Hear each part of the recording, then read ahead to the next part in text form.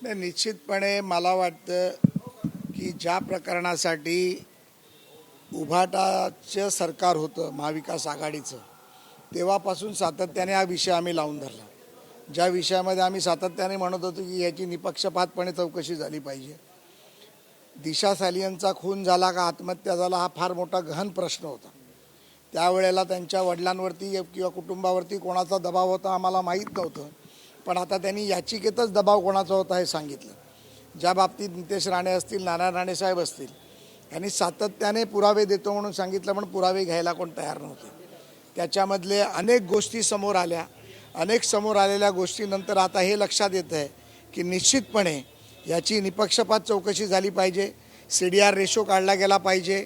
त्यामध्ये tower location काढलं गेलं पाहिजे. तो वॉचमॅन होता, तो वॉचमॅन कुठे गेला हा पाहिला गेला पाहिजे. तर त्यातून सत्य समोर येईल आणि जनतेसमोरही माहीत पडेल.